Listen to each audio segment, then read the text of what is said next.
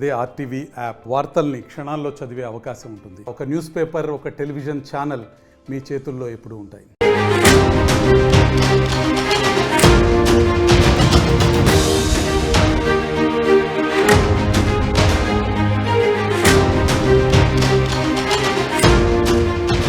SLBC tunnel rescue operation లో వేగం పెంచారు అధికారులు. 48 గంటలు డెడ్ లైన్ విధించుకున్నారు. ఇప్పటికే 18 గంటలు పూర్తయిన దాంట్లో ఇంక కేవలం 30 గంటలు మాత్రం మిగిలి ఉంది. దీంట్లో అతిపెద్ద వేగవంతం పెంచే పని ఏంటంటే ఆ టన్నల్ బోర్ మిషన్ ఏదైతే ఉందో అది పూర్తిగా అక్కడ ఇరుక్కుపోయి డ్యామేజ్ అయిపోయింది, ధ్వంసమైపోయింది. ఆ ధ్వంసమైనటువంటి ఆ విడి భాగాలని బయటికి తీస్తే గానీ అక్కడ జరిగినటువంటి ఆ ప్రమాదాన్ని మనం కంట్రోల్ చేయలేం, దాన్ని ఇంకా కూడా మట్టి తీయలేమంటూ కూడా అధికారులు ఒక నిర్ధారణకు వచ్చారు. రెస్క్యూ ఆపరేషన్స్ కొనసాగుతున్నాయి.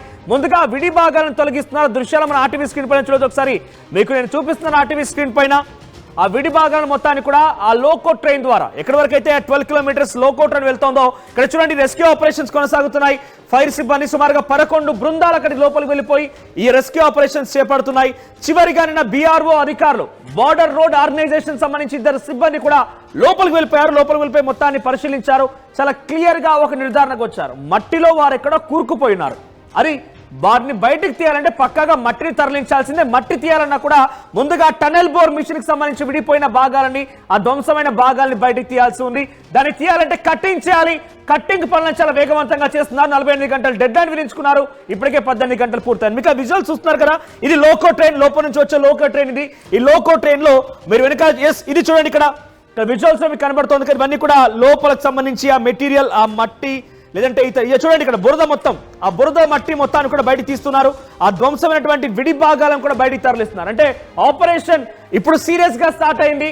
ఇంకా 30 గంటల్లో పూర్తిగా కూడా ఈ యొక్క మట్టిని, ఆ ధ్వంసమైనటువంటి ఆ టనెల్ బోర్ మిషన్ భాగాలను బయట తీసే పనిలో ఉన్నారు. కేవలం 30 గంటల సమయం మాత్రం ఉంది. వాళ్ళు టార్గెట్ పెట్టుకున్న దాంట్లో ఇక్కడ చూడండి ఆ మెటీరియల్ మొత్తం కూడా ఆ ఐరన్ మెటీరియల్, కొన్ని టన్నుల కొద్ది బరువైనటువంటి ఆ మెటీరియల్ ని లోకో ట్రైన్ ద్వారా బయటకు తీసుకొస్తున్నారు. అయితే ఎగ్జాక్ట్ గా లోకో ట్రైన్ కూడా చివరి వరకు వెళ్ళడం లేదు. కేవలం 12.6 కిలోమీటర్ వరకు మాత్రమే లోకో ట్రైన్ వెళ్తోంది. అక్కడి వరకు అందులో పనిచేసేటువంటి సిబ్బంది కార్మికులే సహాయార్థం వారిని తీసుకొని ఆ మెషిన్స్ ని, ఆ బరువైనటువంటి ఆ ఐరన్ మెటల్ ని కూడా బయట తీసుకొచ్చి ఇక్కడ పెడుతున్నారు. చాలా హెవీ జనరేటర్స్ తీసుకొని కట్టింగ్ చేస్తున్నారు. ఎగ్జాక్ట్ ఎస్ఎల్బిసి దగ్గర నుంచి ప్రతినిధి రోహిత్ అందుబాటులో ఉన్నారు. రోహిత్ నుంచి మరిన్ని అప్డేట్స్ తీసుకుంటారని. రోహిత్, ఏం జరుగుతోంది ప్రెసెంట్? ఆపరేషన్ ఎలా కొనసాగుతుంది? రెస్క్యూ ఆపరేషన్ సంబంధించి ఎటువంటి వేగాన్ని పెంచారు? ముఖ్యంగా 48 గంటల సమయంలో 18 గంటలు పూర్తయిపోయింది. ఇంకా 30 గంటల్లో ఇప్పుడు ఏం చేస్తున్నారు? ఎగ్జాక్ట్ గా ఎస్ఎల్బిసి దగ్గర ఎటువంటి ఆపరేషన్ కొనసాగుతోంది? మనోజ్, ఇప్పుడే మంత్రి ఉత్తమ్ కుమార్ కూడా ఇక్కడికి వచ్చారు. అండ్ ఈరోజు బీఆర్ఎస్ నేతలు కూడా ఇక్కడికి రాబోతున్నారు. దీంతో ఒకవైపు పొలిటికల్ హీట్ కూడా మనకి ఇక్కడ కనిపిస్తుందనే చెప్పాలి. ఇక్కడ భద్రతా బలగాలను కూడా ఎక్కువగా మోహరించారు. నిన్నటి వరకు కంటే ఈరోజు కొంచెం ఆంక్షలు ఎక్కువగా ఉన్నాయి. ఎందుకంటే ప్రతిపక్ష నేతలు వస్తున్నారు కాబట్టి ఈరోజు కొన్ని ఆంక్షలు ఉన్నాయి. అండ్ ఎవరిని కూడా టన్నెల్ దగ్గరికి వెళ్ళనివ్వడం లేదు. టన్నెల్కి ఇంచుమించి 4-5 కిలోమీటర్ల దూరంలోనే మీడియాను కూడా ఆపేశారు. మనం అక్కడ చూడొచ్చు రోప్ పార్టీ పోలీసులు, భద్రతా సిబ్బంది ఇక్కడ ఒక రోపును పట్టుకుని మనకి కనిపిస్తూ ఉన్నారు. అక్కడ వరకు మాత్రమే మీడియాని అలౌ చేస్తున్నారు. ఆ తర్వాత ఎవరిని కూడా అలౌ చేయట్లేదు. నిన్నటి వరకు వేరే వెహికల్స్ పెట్టి మీడియాని లోపలికి టన్నెల్ వరకు అలౌ చేశారు. కానీ ఈరోజు టన్నెల్ దగ్గర కూడా అలౌ చేయట్లేదు. టన్నెల్ దగ్గరికి మాత్రం ఈరోజు భద్రతా బలగాలు భారీ ఎత్తున వెళ్ళాయి. ఎందుకంటే బీఆర్ఎస్ నేతలు వస్తున్నారు కాబట్టి ఆ బీఆర్ఎస్ నేతలను కూడా కేవలం ఒక 6 లేదా 7 మందిని మాత్రమే, హరీష్ రావుతో పాటు మరో 5-6 మందిని మాత్రమే లోపలికి అలౌ చేసే అవకాశం ఉంది అని తెలుస్తూ ఉంది. సో ఎవరైనా ఎక్కువ మంది బీఆర్ఎస్ నేతలు లోపలికి వెళ్ళాలి అనే ప్రయత్నం చేస్తే ఖచ్చితంగా అడ్డుకుంటాము, అంతమందికి అనుమతి లేదు అని చెప్తున్నారు. ఎందుకంటే టెక్నికల్ టీం కూడా ఈరోజు 9th టీం కూడా వెళ్ళింది లోపలికి ట్రైన్లో. రోజు కూడా ఎక్స్పర్ట్స్ వెళ్తూ ఉన్నారు. వాళ్ళని లోపల చిక్కుకున్న వాళ్ళ పరిస్థితి ఏంటి, ఆ మెషిన్ని బయటికి ఎలా తీయాలి, టన్నెల్ బోర్ మెషిన్ని ఎలా బయటికి తీయాలి, దాన్ని కట్ చేయాలా, కట్ చేస్తే మరింత ఊబి నీళ్లు వచ్చే అవకాశం ఉందా ఏంటి అని పరిశీలిస్తారు. జియోఫిజికల్ టీం, రీసెర్చ్ టీం కూడా అక్కడికి చేరుకుంది. ఈరోజు 9th టీం ఇంతకు ముందే లోపలికి వెళ్ళింది. నిన్న కూడా మనం టన్నెల్లో చాలా దూరం వెళ్ళాం. ఈరోజు కూడా మనం వెళ్ళడానికి ట్రై చేసాం. కానీ ఇక్కడ నిపుణుల టీంతో పాటు పొలిటికల్ హీట్ కూడా పెరగడంతో కొన్ని ఆంక్షలు విధించారు. మీడియాని ఇప్పుడు మనకి అక్కడ వేసి ఉన్న టెంట్లో మాత్రమే మీడియాని ఇక్కడి వరకు మాత్రమే అలౌ చేస్తూ ఉన్నారు. సో మీడియా ప్రతినిధిని ఇది దాటి 5 కిలోమీటర్ల దూరంలో ఎవరిని అలౌ చేయట్లేదు. ఇంతకుముందు మనకి సెట్లో కూడా వినిపించింది. సెట్లో వాళ్ళకి వచ్చిన ఆర్డర్స్ ఏంటంటే ఒక్క మీడియా కెమెరా కూడా లోపలికి వెళ్ళటానికి వీలు లేదు అనే ఆంక్షలు అయితే మాత్రం విధించారు. సో ఇక్కడ వరకు మాత్రమే మీడియా ప్రతినిధులను అలౌ చేస్తారు. అంటే నిన్నటి వరకు కూడా అక్కడ ఆపరేషన్స్ కేవలం ఒక ఇన్స్పెక్షన్ వరకే ఆగిపోయి ఉన్నాయి. కానీ ఈ రోజు నుంచి ఎగ్జాక్ట్ గా ఆపరేషన్ జరుగుతుంది. అక్కడ జయప్రకాష్ అసోసియేట్స్ సంబంధించి అధినేత వచ్చి ఏం కాదు కట్ చేయండి, ఆ టనల్ బోర్ మిషన్ కట్ చేయండి పర్మిషన్ ఇచ్చేంత వరకు కూడా ఆ మిషన్ కట్ చేయలేదు అని ఒక సమాచారం బయటకు వస్తుంది. అంటే ఇన్ని రోజుల పాటు జరిగింది కేవలం పరిశీలన మాత్రమే, ఎగ్జాక్ట్ ఆపరేషన్ జరగలేదు అని తెలుస్తోంది. సో ఈ లీకేజ్లు ఈ ఇన్ఫర్మేషన్ బయటికి పొక్కడంతో మీడియా ఆంక్షలు విధించారా? మనోజ్, నిజానికి జేపీ అసోసియేట్స్ అధినేత ఇంతకు ముందు వచ్చారు. ఇది మన వెనకే ఇక్కడ హెలికాప్టర్ కూడా కనిపిస్తోంది. దానిలోనే మార్నింగ్ ఆయన వచ్చారు, లోపలికి వెళ్ళారు. అయితే ఆ మెషిన్ చాలా కాస్ట్ ఎక్కువ కాబట్టి దాన్ని కట్ చేయొద్దు అని ఆయన అడిగారు. వాళ్ళ పర్మిషన్ ఇవ్వలేదు అని వార్తలు వస్తున్నాయి. దానిలో కూడా క్లారిటీ రావాల్సిన అవసరం ఉంది. అయితే ఇక్కడ ఎన్డీఆర్ఎఫ్ సిబ్బంది, మిగిలిన ఆర్మీ సిబ్బంది, నిపుణులు ఎవరైతే ఉన్నారో వాళ్ళు చెప్తున్న వివరాలు కూడా ఏంటి అంటే లోపలికి వెళ్ళిన తర్వాత అది ఊబి, నిజానికి కొన్ని వీడియోస్ మనకి ఎక్స్క్లూజివ్గా వచ్చిన వీడియోస్ కూడా మనం టెలికాస్ట్ చేసాం. కొంచెం దూరం వెళ్ళిన తర్వాత ఆ టన్నెల్ ఆ పై భాగాన్ని ఇలా పట్టుకుని వెళ్తూ ఉన్నారు. వెళ్ళిన ఆర్మీ సిబ్బంది కూడా కొన్ని ప్రత్యేక ఏర్పాటు చేసినటువంటి ప్యాడ్స్ ఏర్పాటు చేశారు. దానిపైన అడుగు వేసుకుంటూ తాడు పట్టుకుని అక్కడికి వెళ్ళారు, కర్రలు గుచ్చుతూ ఉన్నారు. అంటే ఆ ప్యాడ్ కూడా ఎందుకంటే దాని మీద అడుగు వేసిన తర్వాత అది లోపలికి దిగిపోకుండా.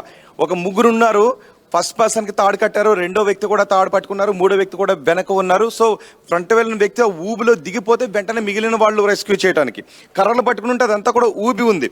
సో లోపలికి వెళ్ళిన తర్వాత అంత జాగ్రత్తగా వెళ్లాల్సినటువంటి పరిస్థితులు ఉన్నాయి. అక్కడ ఉన్న ఊబిని బయటికి తీసి ఆ మెషిన్ని బయటికి కట్ చేయాలి. ఆ మెషిన్ కూడా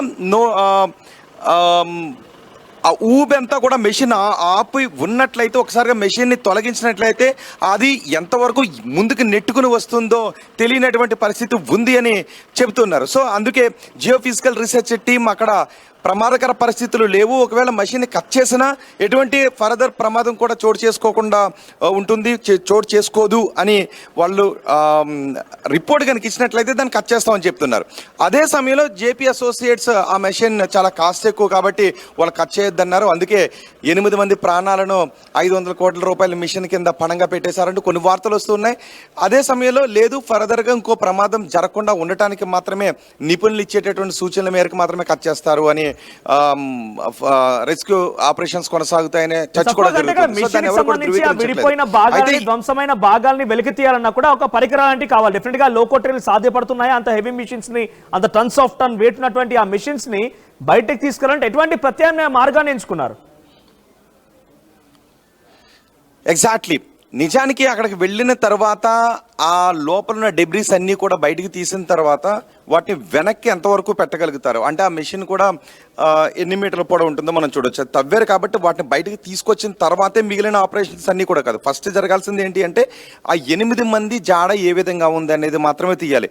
ఆ తీసినటువంటి ప్రతి తట్టమట్టి కూడా బయటకు తీసుకొచ్చి వేసిన తర్వాతే రెస్క్యూ ఆపరేషన్స్ కొనసాగాలి అంటే చాలా టైం పట్టే అవకాశం ఉంటుంది. కానీ 14 కిలోమీటర్ల మేర టన్నెల్ ఉంది కాబట్టి ఆ డెబ్రీస్ అన్ని కొంచెం వెనక్కి వేసుకొని ఆ 8 మంది జాడ ఏ విధంగా ఉందో కనుక్కోవటానికి ఆ ప్రతి పార్ట్ను బయటికే తీసుకుని రావాల్సిన అవసరం లేదు. అక్కడ నుంచి కొన్ని మీటర్ల మేర వెనక్కి పెట్టి ఆ 8 మంది జాడ కనుగొన్న తర్వాత మిగిలిన పనులు చేసుకోవచ్చు. అంటే మళ్ళీ టన్నెల్ పనులను ప్రారంభించడానికి నిజంగా కొన్ని నెలలు పట్టే అవకాశం ఉంటుంది, మరో మెషిన్ తీసుకుని వచ్చి. కానీ ఇక్కడ ప్రధానంగా ఏంటి అంటే ఆ 8 మంది జాడ తెలియాలి అంటే మిషన్లో ఉన్న ప్రతి పార్ట్ని టన్నెల్ బయటికే తీసుకొచ్చిన తర్వాతనే అవసరం లేదు.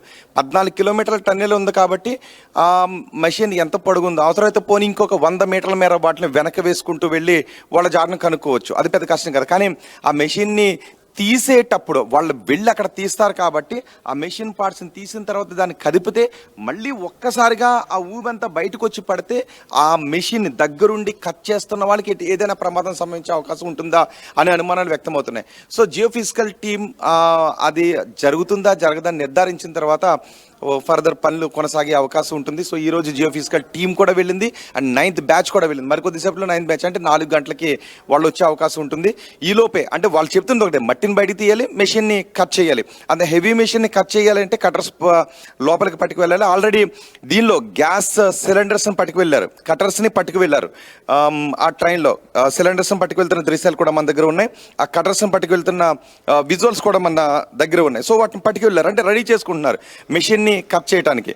సో వీళ్ళు పెట్టుకున్న 48 గంటల డెడ్ లైన్ ఏదైతే ఉందో అది దగ్గర పడ్డే కొద్దీ ఇంకా మిషన్ని కట్ చేసే అవకాశాలు ఉన్నట్టుగానే తెలుస్తుంది. బహుశా ఈ రోజు రేపో దానికి సంబంధించి కట్ చేయడానికి ఒక డిసిషన్ తీసుకునే అవకాశం అయితే ఉంది. కటింగ్ సంబంధించినటువంటి మెషినరీని అయితే మాత్రం లోపలికి పట్టుకు వెళ్తున్నారు.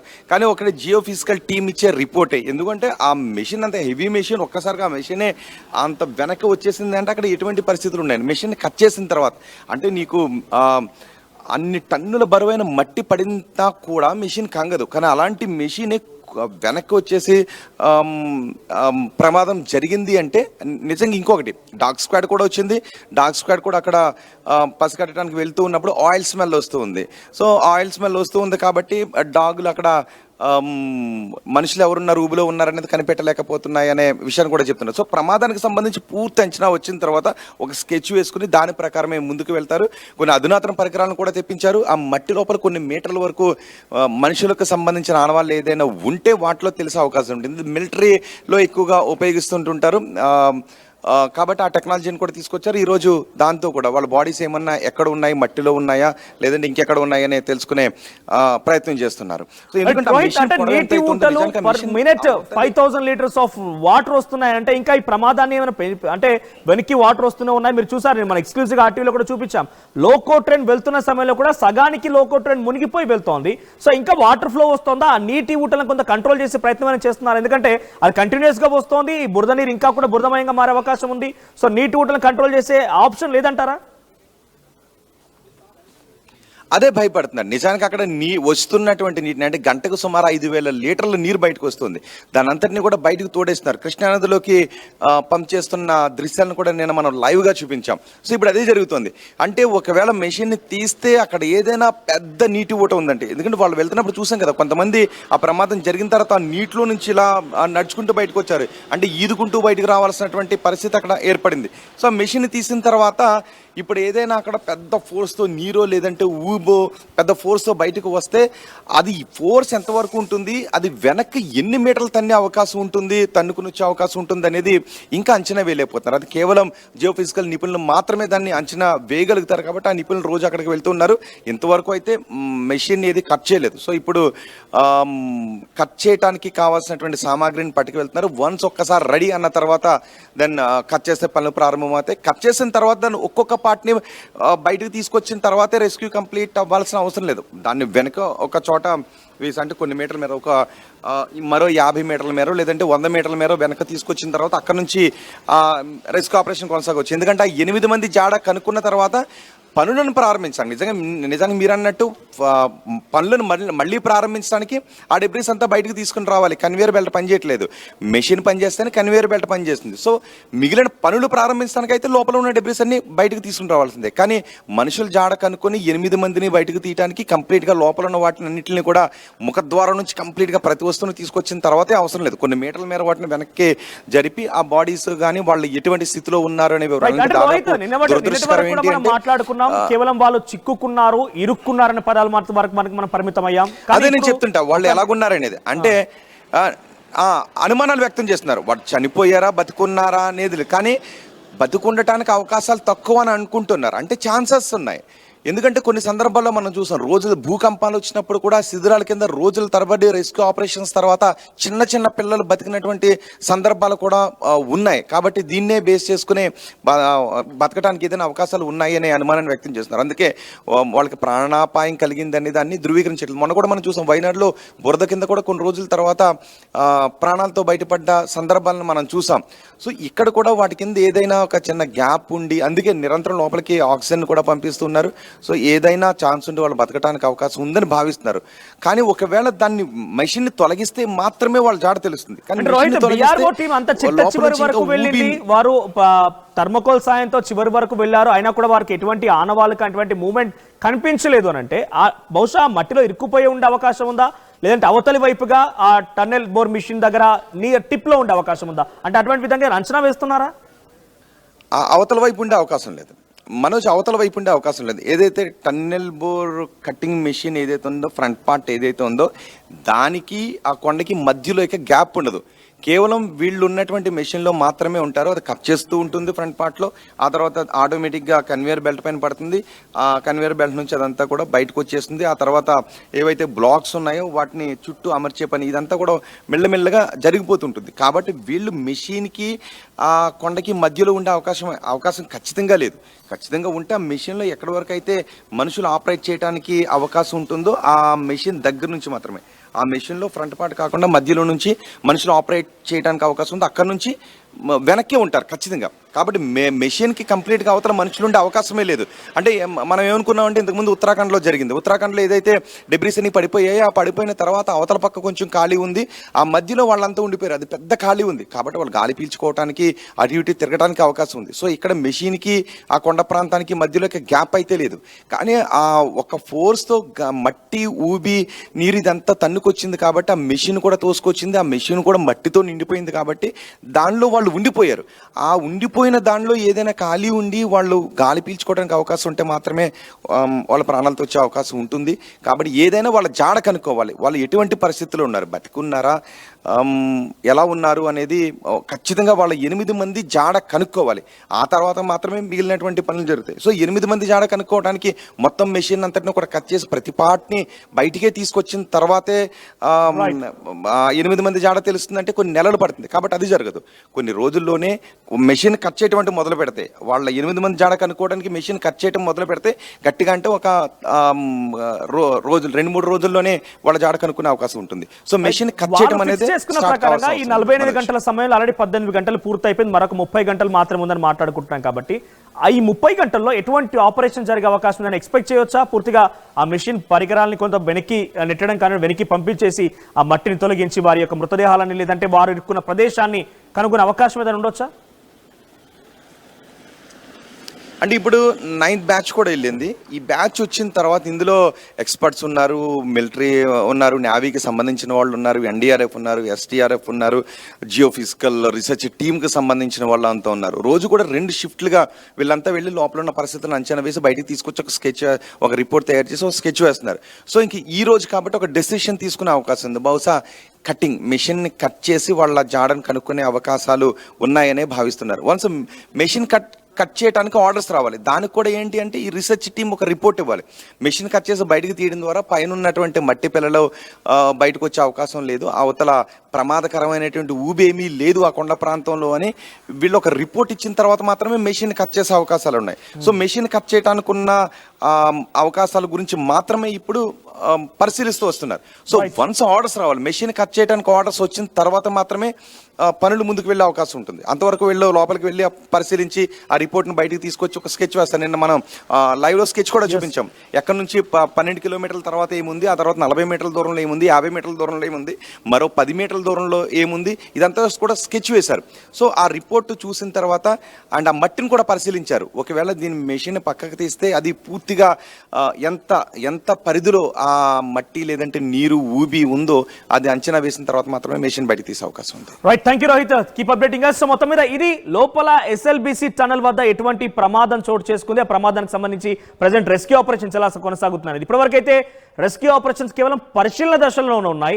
చివరిగా నిన్న BROకి సంబంధించి అంటే బార్డర్ రోడ్స్ ఆర్గనైజేషన్కి సంబంధించి 2 సభ్యులు చివరి వరకు వెళ్ళారు. సో చివరి వరకు వెళ్ళిపోయి చూస్తే అక్కడ ఎటువంటి ఆనవాళ్ళు అయితే దొరకలేదు, అక్కడ వారి ఆనవాళ్ళు అయితే దొరకలేదు, మూవ్మెంట్ కనిపించలేదని చెప్తున్నారు. స్నిఫర్ డాగ్స్ వెళ్ళి పరిశీలించాయి, ర్యాట్ హోల్ మైనర్స్ వెళ్ళి పరిశీలించారు, ఎటువంటి ఆనవాళ్ళు అయితే దొరకలేదు. అంటే చివరిన ఆ మెషిన్కి సంబంధించి కట్ చేయాలి, మెషిన్ కట్ చేసి ఆ విడి భాగాలని కొంత దూరం వెనక్కి నెట్టడమా లేదంటే పూర్తిగా బయటికి తీసుకురావడమా, ఆ తర్వాత మట్టిని తరలించాక కొంత వారికి సంబంధించి ఆనవాళ్ళు దొరికే అవకాశం ఉందని అంచనా వేస్తున్నారు. కానీ ఇక్కడ టఫెస్ట్ సిచ్యువేషన్ ఏంటంటే ఆ మిషన్ ని కట్ చేసిన తర్వాత పైన మనం చూసాం సెగ్మెంట్స్ లాంటివి ఉన్నాయి, ఒకవైపు మిషన్ కట్ చేస్తూ ఉంటుంది. ఆ మిషన్ కట్ చేసే సమయంలో పైన సెగ్మెంట్స్ లాంటివి ఒక పిల్లర్స్ లాంటివి వేస్తూ ఉంటారు. అంటే ఆ రాక్ అనేది కింద పడకుండా మట్టి కింద జారకుండా అలాంటి సెగ్మెంట్స్ వేస్తూ ఉంటారు. అయితే ఒకవేళ మిషన్ ని కనుక కట్ చేసి వెనక్కి తీసుకొస్తే ఆ సెగ్మెంట్స్ ఏమైనా ఇంకా కూలిపోయే అవకాశం ఉందా, ప్రమాదం ఇంకా పెరిగే అవకాశం ఉందా అనే ఒక అంచనా కూడా ప్రస్తుతం రావాల్సి ఉంది. ఒక రిపోర్ట్ కోసం జియోలాజికల్ ఫిజికల్ డిపార్ట్మెంట్ అక్కడికి వెళ్ళిందట. మరోవైపుగా ఈ ఊటలు కూడా చాలా పెద్ద మొత్తంలో నిమిషానికి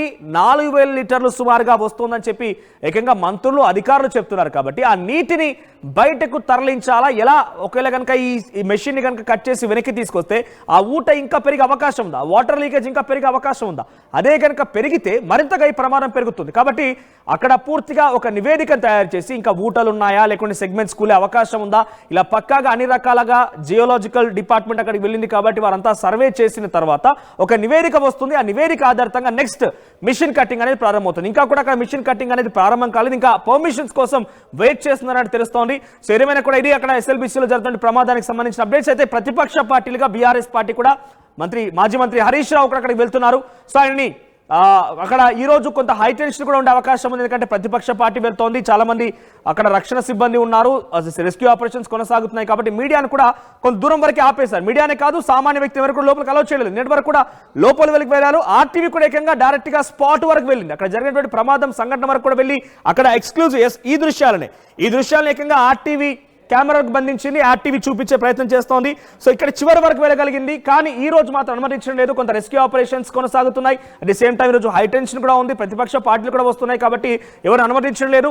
సో కానీ ఎస్ఎల్బిసి ప్రమాదానికి సంబంధించి ఎప్పటికప్పుడు అప్డేట్ మీకు ఆర్టీవీ అందిస్తూనే ఉంటుంది. సో 48 గంటల టైం ఫిక్స్ చేసుకున్నారు. దాంట్లో 18 గంటలు ఆల్రెడీ పూర్తయిపోయింది. మరొక 30 గంటల సమయం అయితే ఉంది. మరి 30 గంటల్లో ఏం చేస్తారు, ఎలా వారిని వెలికి తీస్తారనే చూడాల్సిన అవసరం అయితే ఉంది.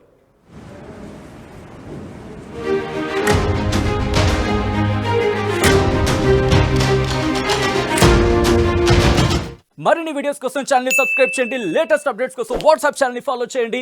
అండ్ లింక్ డిస్క్రిప్షన్ లో ఉంది.